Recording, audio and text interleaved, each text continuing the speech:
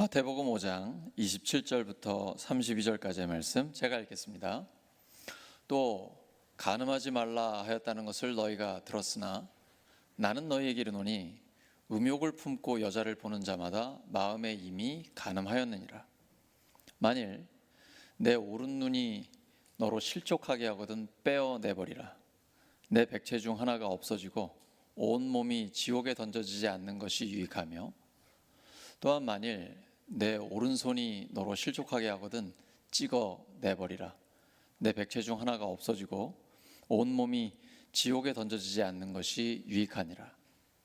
또 일러스되 누구든지 아내를 버리려거든 이혼 증서를 줄 것이라 하였으나 나는 너희에게 이르노니 누구든지 음행한 이유 없이 아내를 버리면 이는 그로 간음하게 하며, 또 누구든지 버림받은 여자에게 장가드는 자도 간음함이니라. 아멘. 몸과 마음의 성결, 몸과 마음의 성결이라는 제목으로 하나님 말씀 전하겠습니다. 몸과 마음이 성결하려면 영적인 전쟁을 해야 됩니다. 시대가 녹록지 않기 때문입니다. 악하고 음란한 시대이기 때문에 내 몸과 마음을 성결하게 지키려면 기도와 말씀에 집중해야 하고 말씀대로 순종해야만 가능합니다. 성결이란 뭘까요? 히브리어로는 코데쉬 또는 카도시라고 합니다. 우리가 보통 거룩하다고 하죠. 구별된 이라는 뜻이에요. 세상 사람들과는 구별된, 하나님 보시기에 깨끗한, 이것이 성결입니다. 사실 오늘 본문은 우리 시대에 좀 전하기 어려운 내용입니다.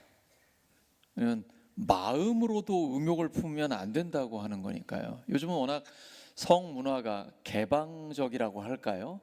자유롭다고 할까요?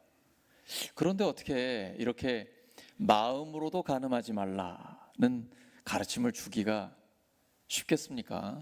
더군다나 결혼과 이혼이 너무나 많은 이 시대에 예수님께서는 하나님이 맺어주셨으니까 사람이 그걸 갈라서는 안 된다. 간음, 이런 부부간에 순결하지 못한, 정직하지 못한 이유 외에는 이혼해서는 안 된다라고 주님이 말씀하시거든요. 시대랑 맞지 않잖아요. 그래서 성결입니다.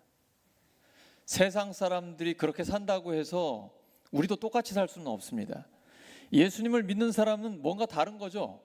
그 다르다는 것이 바로 성경적 가치관입니다. 이것이 거룩함, 성결이에요. 근데 이건 마음이 중요합니다. 내 몸으로는, 행위로는 죄를 짓지 않았을지 몰라도 이미 마음으로 죄를 지었다면 그 사람은 하나님 앞에는 죄인이 된 것이죠. 근데 오늘날 예수님의 이 말씀을 그대로 지키기가 굉장히 어렵습니다. 워낙 음란한 문화가 범람하기 때문에요. 제가 추석 연휴에 제 아들하고 같이 어쩔 수 없다라는 영화를 봤습니다. 15세 이상이거든요. 근데 그 안에 보면 불륜을 저지르는 내용도 나오고 굉장히 아주 그런 야한 장면들도 몇 번 나오거든요. 근데 15세 이상이니까 저는 15세는 넘었잖아요. 근데 영화를 본 지 지금 며칠 지났는데 왜 기도할 때 그런 장면이 떠오르는지 몰라요. 혼자 조용히 말씀 묵상하면서 설교를 준비하는데 자꾸 그런 장면이 이렇게 팝업창처럼 이렇게 떠올라요. 그때마다 이걸 끊어버리고 기도하고 또 다시 말씀에 집중하고 하는데 쉽지가 않습니다. 여러분 어떠세요? 영화나 드라마 좋아하십니까? 또는 소설 좋아하세요? 그런 내용이 굉장히 많죠. 요즘은 불륜, 동성애 이런 거 없으면 스토리가 안 되는 것 같아요. 여러분이 만약에 그러한 불륜, 부적절한 성관계, 동성애 이런 것들을 은근히 즐기고 있다면 자기 자신을 깊이 돌아보셔야 됩니다. 내가 직접 행위로 하진 않지만 간접적으로 글을 통해, 영상을 통해서 그걸 계속 내가 간접적으로 즐기고 있는 것이죠. 예수님의 관점에서 본다면 이미 마음으로 간음을 저질렀을지도 모릅니다. 예수님은 그 마음을 굳건하게 지키라는 것입니다. 무엇을 보느냐, 무엇을 듣느냐가 굉장히 중요합니다. 근데 건강한 남자와 여자가 성욕이 생기는 것은 지극히 정상입니다. 하나님이 주신 거거든요. 근데 그건 결혼한 부부 사이에서 누릴 때의 아름다운 것입니다. 이 부부의 관계를 넘어서 다른 이성과 부적절한 관계를 상상하거나 또는 심지어 그게 관계로 나아가게 되면 하나님 앞에 죄를 짓는 것이죠. 근데 마귀는 그것을 왜곡시켰습니다. 하나님이 주신 그 아름다운 성을 악하고 음란하게, 음지에서 은밀하게, 그리고 굉장히 부적절한 방법으로 하게끔 하는 것이죠. 예수님은 그것을 아주 미리 차단을 시키십니다. 철저히 부부관계에서만 누려야 되고, 그리고 생각으로도 마음으로도 죄를 짓지 말라는 것입니다. 근데 이게 마음으로 죄를 짓는데 그게 뭐 대단한 겁니까 생각하실지 모르는데, 마음으로 음욕을 품으면 하나님과는 관계가 멀어집니다. 하나님은 그러한 음란한 문화 가운데는 함께 하시지 않습니다. 하나님께서는 철저히 구별된 하나님의 사람으로 살기를 원하십니다. 우리 가운데는 결혼한 사람도 있고 결혼하지 않은 사람도 있고 또 독신 생활을 하시는 분도 있고 부부 생활을 하시는 분도 계십니다. 근데 모두 다 우리 한 사람 한 사람은 그리스도의 신부입니다. 오늘 찬양한 것처럼 그리스도는, 예수 그리스도는 우리의 신랑입니다. 신랑 앞에 신부는 철저히 순결해야 합니다. 주님을 만나는 그날까지. 그 순결하다라는 것은 하나님 앞에서 우리의 몸과 마음을 지키는 것입니다. 하나님께서 하라는 것은 하고 하지 말라는 것은 안 하는 것입니다. 이러기 위해서는 치열한 영적인 전투를 벌여야 합니다. 결혼하셨다면 결혼 생활도 마찬가지입니다. 부단히 노력하고 애써야 그 가정이 유지가 되고 행복하게 됩니다. 예수님은 우리의 결혼의 신성함을 깨닫고 결혼 안에서 그 성을 하나님의 귀한 선물로 여기라는 것입니다. 그리고 만끽하라는 것이죠. 그럴 때에 간음을 막을 수가 있습니다. 이혼을 예방할 수 있습니다. 한눈 팔지 마시고 내 배우자가 최고다 이렇게 생각하셔야 됩니다. 내 남편, 내 아내가 세계 최고의 남자며 여자라고 그렇게 인정하고 누리시기 바랍니다. 또 고린도전서 7장에 기록된 대로 남편은 남편으로서, 아내는 아내로서의 의무를 다해야 합니다. 마귀에게 틈을 주면 안 됩니다. 한눈 팔게 하시면 안 됩니다. 부부 안에서 하나님이 허락하신 아름다운 성을 마음껏 누리실 수 있어야 합니다. 그래야 마음으로도 간음하지 않고 이혼 또한 예방할 수 있으며 가정을 통해 하나님께 영광 돌릴 수 있습니다. 주님 말씀은 엄격하게 성적인 순결을 지키는 것입니다. 세상 사람들이 사는 대로 살지 말고 성경적 가치관으로 살라는 것입니다. 이 시대에 이 말씀을 전하기가 쉬운 건 아닙니다. 갈라디아서 1장 10절에 바울은 이렇게 외쳤습니다. 내가 지금 사람들의 마음을 기쁘게 하려 하고 있습니까? 아니면 하나님의 마음을 기쁘게 해드리려 하고 있습니까? 아니면 사람의 환심을 사려고 하고 있습니까? 내가 아직도 사람의 환심을 사려고 하고 있다면 나는 그리스도의 종이 아닙니다. 우리는 다 그리스도의 종입니다. 세상 사람들이 저렇게 불륜 또는 자기의 이기적인 목적을 위해서 배우자를 이용하려고 하고 이렇게 개인적인 욕심, 욕망만 채우려고 하는 이 시대에 철저히 성적인 순결을 지키라, 마음의 순결을 지키라 라고 선포하는 것은 쉬운 일은 아닙니다. 하지만 우리는 그리스도의 종으로서 예수님의 뜻을 지켜야 합니다. 그때에 높은 수준의 성결을 얻을 수가 있고 그 성결한 삶을 살면 행복도 차원이 다른 행복을 누릴 수 있게 되는 것입니다. 예수님은 여자를 보고 순간적으로 성적인 충동, 성적인 욕망을 느끼는 게 죄라는 말씀이 아닙니다. 근데 여기 넘어서 마귀가 개입하고 악한 의도를 갖는 것, 그것이 죄라는 거예요. 그러니까 자연스러운 성적인 충동은 하나님이 주신 것이기 때문에 그건 괜찮습니다. 하지만 그걸 악하고 음란한 쪽으로 가도록 놔둬서는 안 됩니다. 다윗이 그가 광야에서 헤매고 대적에게 쫓겨다니고 사망의 음침한 골짜기를 다닐 때는 늘 깨어 있었습니다. 왕이 되고 안정이 되니까 마음이 긴장이 풀렸어요. 어느 날 성 위에 있는데 저기에 목욕하는 여인이 보인 것입니다. 자, 이때 어떻게 해야 됩니까?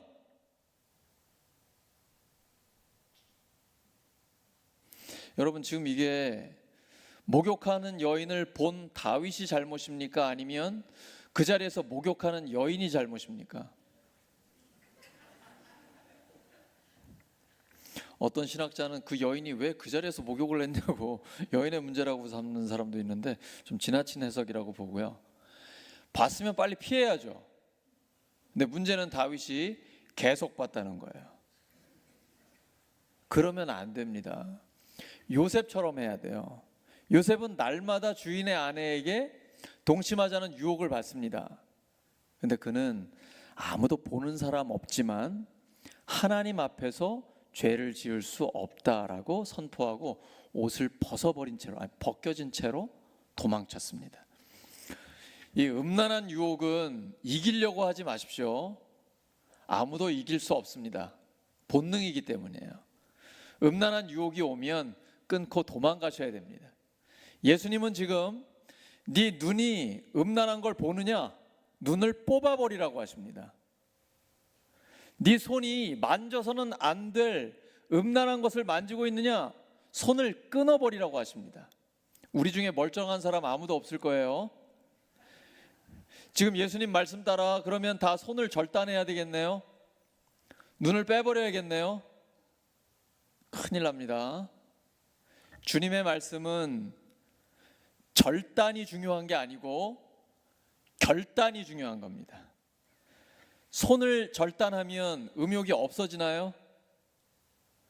눈을 빼버리면 정욕이 사라집니까? 아닙니다. 마음의 결단을 해야 됩니다. 마치 눈이 없는 것처럼 음란한 장면이 있다면 눈을 감거나 피하셔야 돼요. 내가 혹시 만져서는 안 될 음란함이 있습니까? 그러면 손을 깍지라도 끼셔서 막으셔야 됩니다. 음욕을 품을 수 있는 자리가 있습니까?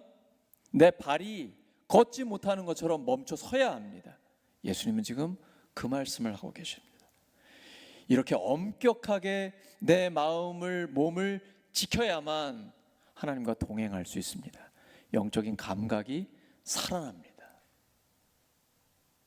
하나님이 맺어주신 남편과 아내는 사람이 가를 수 없습니다. 결혼의 목적이 무엇입니까? 행복인가요? 행복 너머에 거룩함이 결혼의 목적입니다. 성결함입니다. 사랑하기 때문에 서로를 섬기고 끝까지 남편과 아내가 순결을 지키는 것입니다. 근데 이런 몸과 마음의 성결을 지키면 차원 높은 행복을 누리게 됩니다. 하나님이 중심이 된 남편과 아내의 언약이 있기 때문입니다. 이 언약은 감정이 아닙니다. 의지적으로 지켜야 합니다. 어제도 제가 결혼식에 갔다 왔고 요즘 결혼식에 참여를 해보면 주례가 없고 하나님 앞에 언약을 맺지 않습니다. 어제는 사회자가 성혼 선포를 하더라고요. 신랑과 신부가 서로가 언약을 하고요. 이거 다 인간이 하는 거잖아요.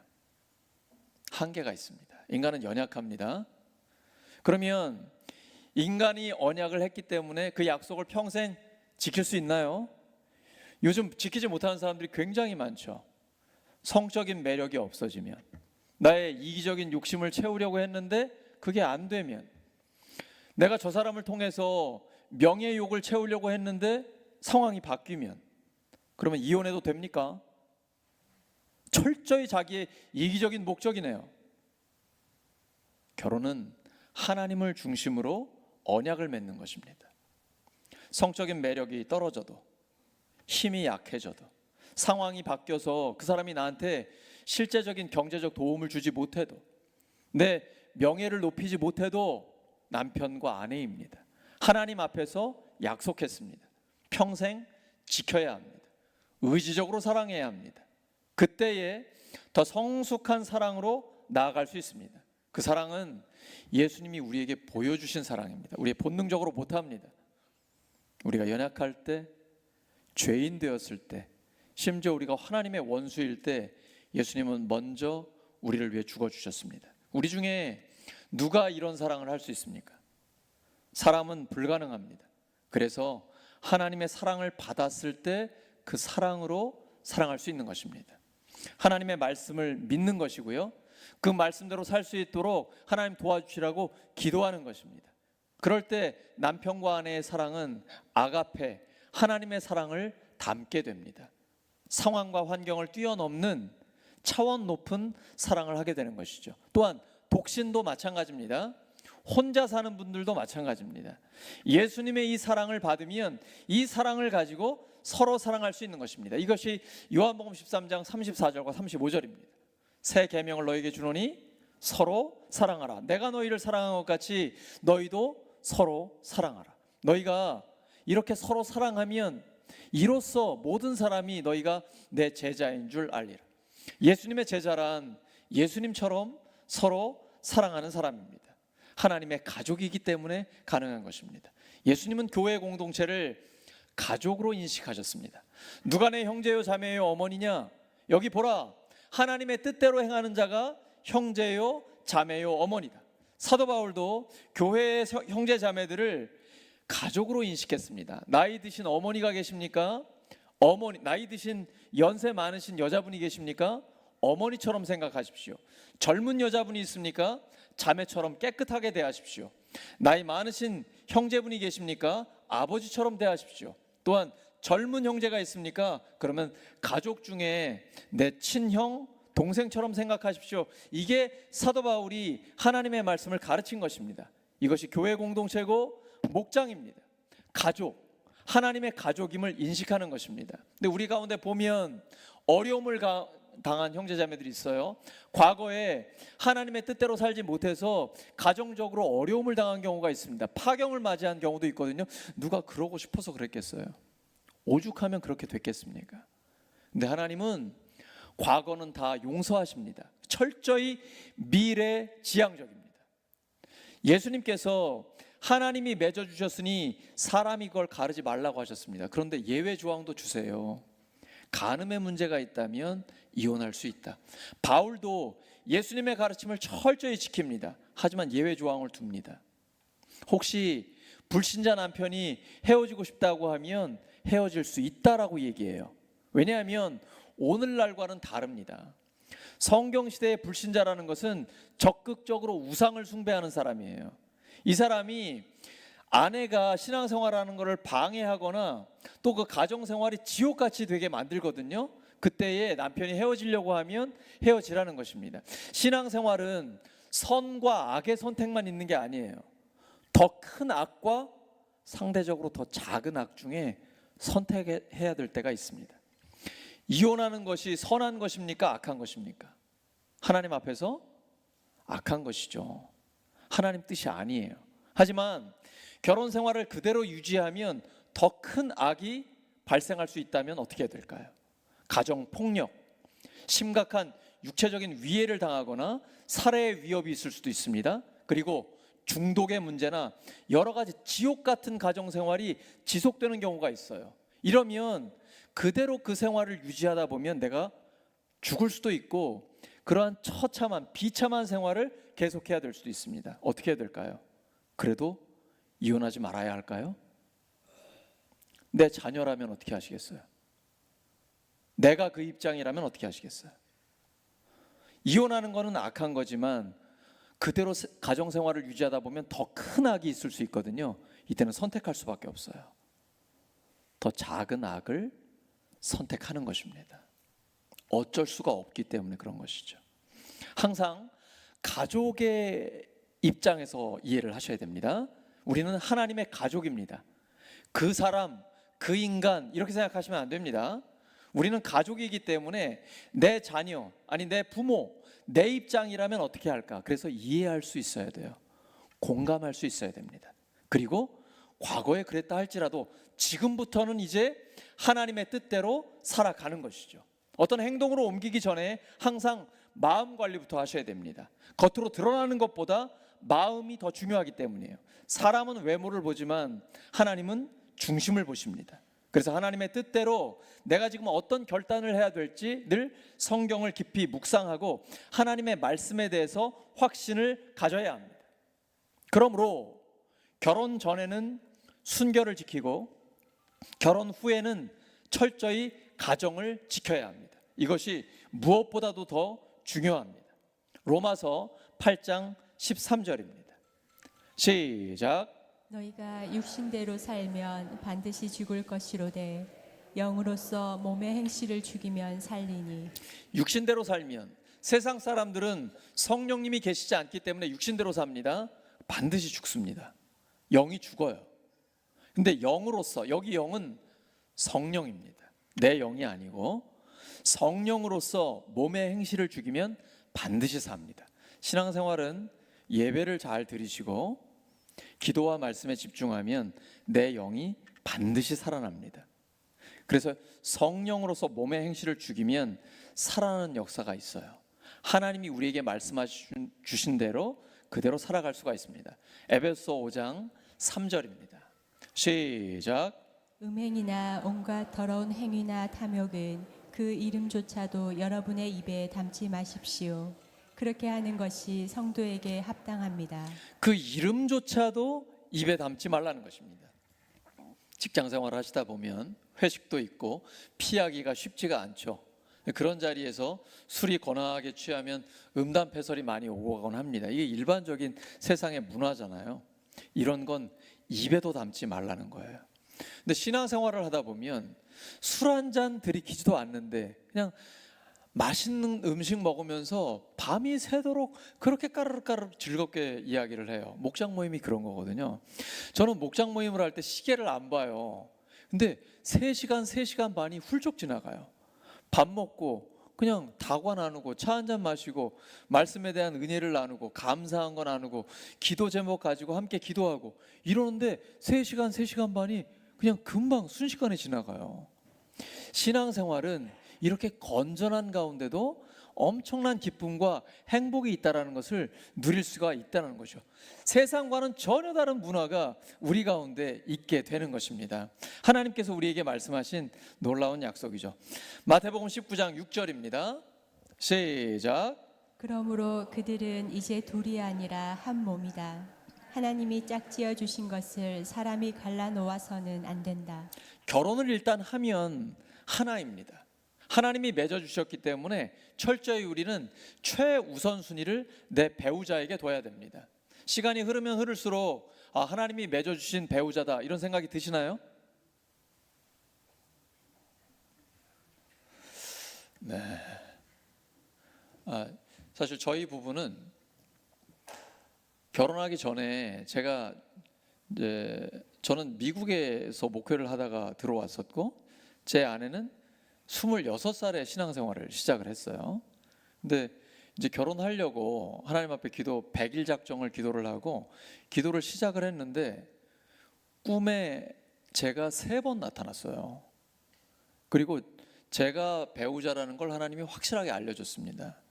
근데 이제 아내가 계속 그 뜻을 따를 수가 없다고, 하나님이 이거는 아니라고. 저는 신앙생활한 지 얼마 안 됐는데 초신자한테 이게 웬 청천벽력이냐고. 저는 그때 신학생이었거든요. 신학대학 3학년 2학기였습니다. 근데 하나님께서 너무 명확하게 제 아내에게 답을 주셨고요. 그다음 저에게는 3학년 2학기 때 담임 목사님이 저한테 그러시는 거예요. 너 결혼해야겠다. 27살이었는데 그게 무슨 말씀이시냐고. 그랬더니 하나님께서 너한테 배우자를 정해주셨다라고 하시는 거예요. 그래서 저한테 기도할 시간을 좀 달라고 그랬더니 이런 기도는 오래 하면 안 된대요. 그래서 하루만 달라고 그래가지고 이제 넋이 나간 상태로 제가 거실에 이렇게 앉아 있었는데 저기 잠옷실에 커튼 있잖아요. 커튼 틈이 조금 벌어져 있는데 마치 아침에 해가 뜨면 햇살이 싹 들어오는 것처럼 제 아내를 사랑하는 마음이 싹 들어온 거예요. 제 아내가 저보다 한 살 많습니다. 저는 누나기 때문에 전혀 꿈에도 생각하지 않았습니다. 사귀어 본 적도 없고 그냥 이사했을 때 이사 신방을 교회 청년들하고 함께 간 거 그거 한 번밖에 없어요. 교제한 적도 없고요. 그런데 하나님이 저한테 사랑하는 마음을 싹 주시더라고요. 그래서 저는 기도 안 했습니다. 그리고 프로포즈도 하지 않았습니다. 왜냐하면 하나님이 이미 맺어주셨기 때문이죠. 이제 결혼한 지 거의 28년이 돼가는데 여러 가지 어려움이 많았습니다. 그런데 아내와 저는 하나님이 맺어주셨다는 확신을 갖고 있습니다. 근데 이건 특별한 경험이잖아요. 일반적이지 않죠. 그럼에도 불구하고 여러분은 결혼을 하셨다면 확신을 가지셔야 합니다. 하나님이 맺어주셨습니다. 왜 아멘이 안 나오세요? 이건 아멘 하셔야 돼요. 하나님이 맺어주셨어요. 지금 하나님 말씀하셨습니다. 그러므로 그들은 이제 둘이 아니라 한 몸이다. 하나님이 짝지어 주신 것을 사람이 갈라놓아서는 안 된다. 주님 만날 때까지 그 배우자와 평생 사랑하며 사는 겁니다. 근데 의지적으로 사랑하셔야 돼요. 감정으로 사랑하는 거 아닙니다. 하나님이 사랑하라고 하셨으니까 사랑하는 거예요. 연약해도 나한테 죄를 지어도 이 죄는 모든 죄를 다 포함합니다. 그리고 아주 왼수 같을 때도. 왜냐하면 주님이 나를 먼저 그렇게 사랑하셨기 때문이에요. 하나님, 저는 그렇게 사랑할 수가 없습니다. 저를 도와주시옵소서. 기도하면 하나님이 도와주십니다. 그렇게 사랑할 수 있게 해주십니다. 그리고 어려운 관계도 하나님이 치유하시고 회복시켜 주십니다. 가정생활, 결혼생활이라는 것은 은혜로 하는 것입니다. 내 이기적인 목적으로 하시면 안 됩니다. 존재로 사랑하는 것이지 내 욕망의 대상으로 보시면 안 됩니다. 그래서 용서가 있고 이해가 있고 다시 기회를 주는 그것이 바로 결혼 생활입니다. 몸과 마음의 성결, 그때의 차원 높은 행복을 우리가 누릴 수 있게 되는 것입니다. 독신으로 계신 분들은 예수님이 나의 신랑입니다. 결혼하신 분도 마찬가지예요. 예수님이 나의 신랑입니다. 사도 바울은 결혼을 했을 것 같아요. 우리가 성경을 보면 신학자들의 연구 결과 결혼을 원래 했다. 왜냐하면 그때 당시 상황에 결혼을 안 했을 가능성은 많지 않아요. 결혼을 했는데 예수님을 믿고 이혼을 당한 것 같아요. 이건 추측입니다. 근데 바울은 주님을 만나는 날까지 독신으로 살았습니다. 그래서 성도들에게도 나처럼 예수님을 신랑 삼아 독신으로 살아라 이렇게 권면은 했어요. 근데 그건 권면이에요. 모든 사람이 그렇게 살 수는 없어요. 하지만 결혼했다면 내 남편, 내 아내가 최고다라고 생각하고 의지적으로 사랑하시고, 독신으로 있다면 또 독신대로 하나님과 함께 동행하면서 살고, 우리 모두는 그리스도의 신부로 순결하게 살아가는 것, 이것이 하나님의 뜻입니다. 사랑하는 우리 울산교회 성도 여러분, 오늘은 참 전하기 어려운 말씀을 전했습니다. 우리 시대에 몸과 마음의 성결 외치기 쉽지 않습니다. 하지만 이것이 하나님의 뜻입니다. 몸과 마음이 성결한 것입니다. 결혼 전에 순결을 지키고 결혼 후에는 가정을 지키는 것입니다. 우리는 모두 예수님의 신부입니다. 결혼했든 독신이든 우리의 영원한 신랑은 예수님이십니다. 깨끗한 그릇으로 끝까지 하나님께 쓰임받는 우리 모두가 되기를 예수 그리스도의 이름으로 축원합니다. 말씀의 기준을 삼아 하나님 앞에 말씀을 붙들고 한 1, 2분 정도 간절히 함께 기도하겠습니다. 하나님 아버지 감사합니다. 우리의 몸과 마음이 성결하게 하여 주시옵소서. 결혼 전에는 순결을 지키게 하시고 결혼 후에는 가정을 지키게 하여 주시옵소서. 예수 그리스도의 신부로서 성결한 하나님의 사람 되게 하여 주시옵소서. 독신이거나 결혼을 했거나 우리는 모두 신랑 되신 예수님의 순결한 신부로 살기를 원합니다. 십자가를 지고 끝까지 나아가게 하여 주시옵소서. 순교하는 마음으로 하나님과 동행하게 하여 주시옵소서. 예수 그리스도의 십자가를 지고 하나님을 따라가는 저희들 되게 하여 주시옵소서. 깨끗한 그릇이 되어 보배로운 예수님을 담아 주님의 복음을 전하고 복음에 합당한 삶을 살아가며 끝까지 하나님 앞에 쓰임받게 하여 주시옵소서. 하나님 아버지 감사합니다. 우리를 사용하여 주시옵소서. 주님 앞에 쓰임받기를 원합니다. 성령의 충만함을 주시옵소서. 강력한 성령의 기름 부으심을 폭포수같이 쏟아부어 주시옵소서. 주님의 말씀을 깨닫게 하여 주시옵소서. 믿음을 주시옵소서. 말씀대로 절대 순종하게 하여 주시옵소서. 하나님 앞에 쓰임받는 저희들 되기를 원합니다. 하나님, 예수님의 뜻을 따르는 예수 그리스도의 제자로 저희들을 세워주시옵소서. 하나님 감사합니다. 주님 성령이여 감동하여 주시옵소서. 주님께서 도우심을 감사합니다. 역사하심을 감사합니다.